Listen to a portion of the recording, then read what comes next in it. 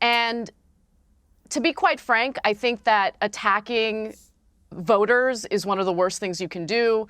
These are our fellow Americans, regardless of who they vote for or what they think. In order for this great experiment in America to work, we have to respect each other. And so that was 8 years ago.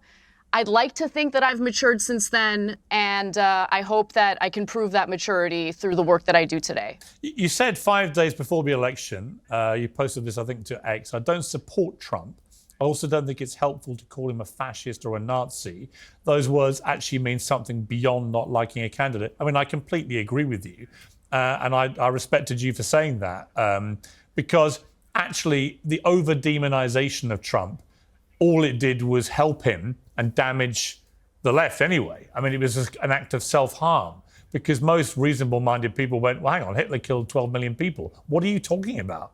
And if he was such a terrible fascist, why didn't he behave like a fascist for 4 years when he had the chance? And the truth is he didn't. January 6th was awful, and I wrote that at the time and said it at the time. But other than that, where you could construct an argument for this was the kind of thing you would see in a sort of a banana republic, there's nothing about Trump's first term which screamed fascism to me. And I felt that persistent attack and he's the new Hitler was just ludicrous. Mm-hmm. Well, it's insulting for the Jewish community that, of course, was victimized by Hitler. It kind of downplays or minimizes the severity and the brutality of Hitler and what he carried out. But, I think that just to play devil's advocate, those who kind of use phrases or words like fascist in order to describe Donald Trump, they're not using it in an academic sense. They're using it in regard to some of the, authoritarian tendencies that we heard about regarding Donald Trump in his first term.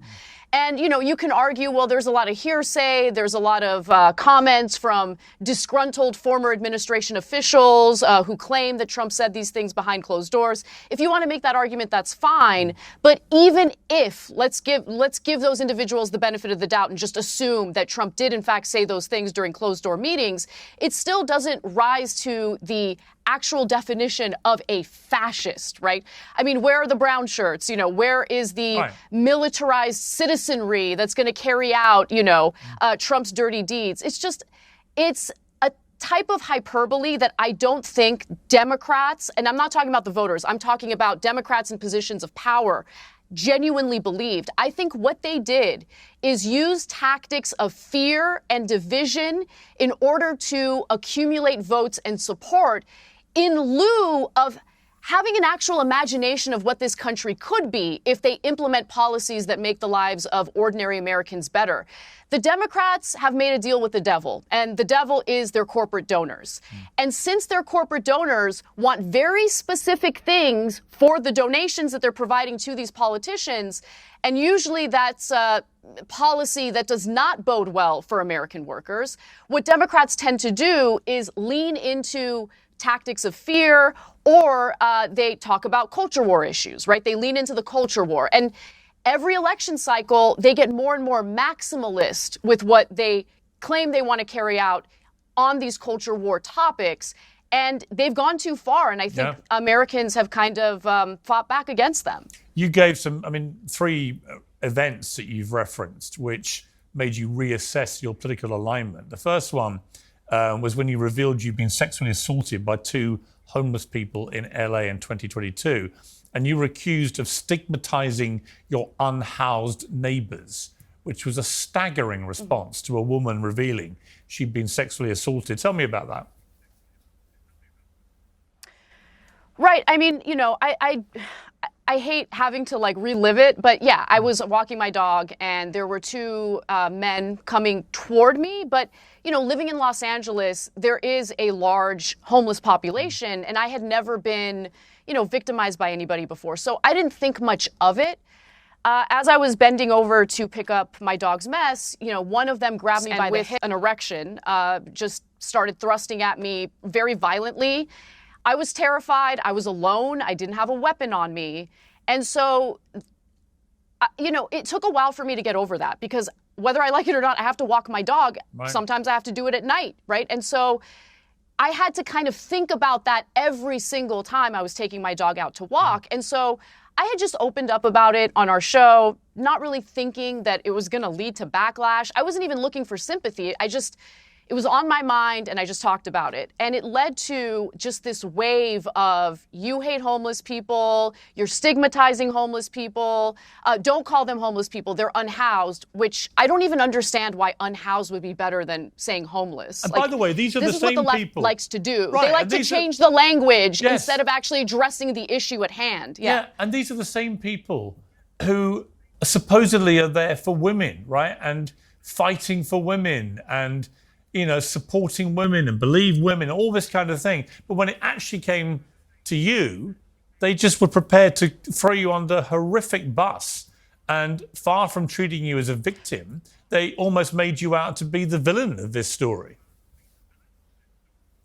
They did, but I want to be clear about something. I think that this is a small but incredibly loud and influential faction of the Democratic Party. This is not indicative of all Democrats. This is not indicative of all Democratic lawmakers. This is a small group of activists who like to bully, who like to go to city council meetings, who like to go to various rallies and essentially be loud, be threatening, be aggressive until they get their way. And for far too long, the Democratic Party has been terrified of these little mobs of people, these little mobs of activists, and have basically just carried out what these activists want.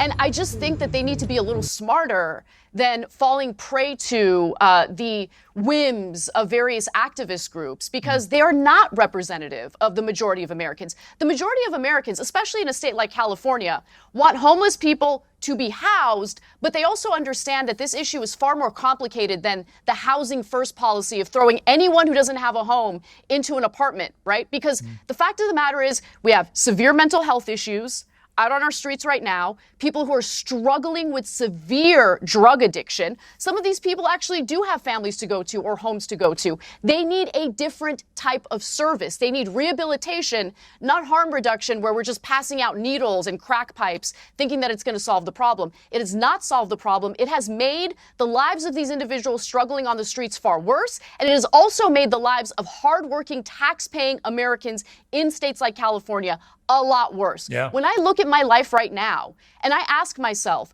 which political party has made my life worse? It's not the Republican Party. Locally speaking, the Democrats have complete control and they have nearly destroyed my family's livelihood. Okay, we are living in trash and squalor everywhere.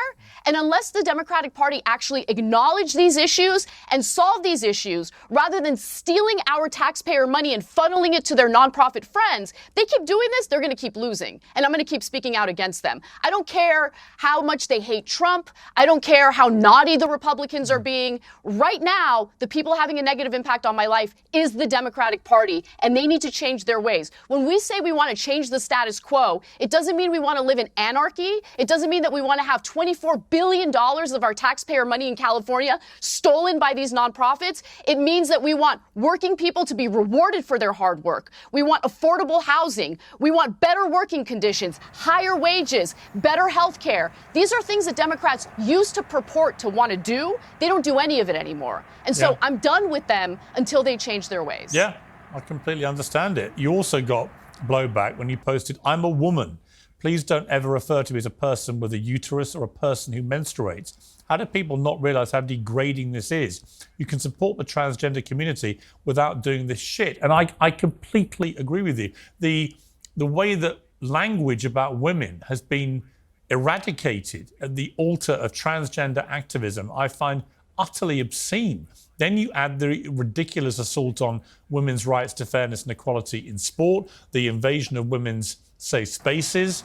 You know, we had a First Minister of Scotland, the head of the Scottish government, who had to resign because she took a male rapist and put him into a female prison when he just put his hand up and said, "By the way, I'm now a woman," because he wanted to get out of a male prison where he'd be treated badly and get near to new prey. That was Nicola Sturgeon. She was the First Minister of Scotland. It's incredible. But the reaction you got, I can imagine what it was, because we've seen what happens when J.K. Rowling and people like that, and when I've done it, you know, you put your head over that parapet, you get unbelievable abuse and threats and so on. Is that what happened to you? Yeah, I mean, I did not expect that tweet to go as viral as it did. I didn't expect the kind of hatred I got in response to it. But look, that's okay. It's fine, right? I'm a public figure, and whether I like it or not, I signed up for any type of, harassment, abuse, whatever that you get online as a result of stating your opinions. Look, the main point I want to make about the transgender community is that these are human beings, okay? They deserve to be treated with respect and dignity. And when it comes to any issue that has a real impact on their lives, housing, employment, all of that, there should be protection for this community, and we should respect the fact that they're human beings. At the same time, there are some issues that arise where the rights of one group, in this case, the transgender community, kind of conflicts with the rights of another group, the rights of women. And what I think is important is that we actually have a real dialogue, a civil dialogue, about how we move forward in a way where both parties feel that they're being treated fairly and with dignity. I think that needs to be like the foundation of the conversation. Right, but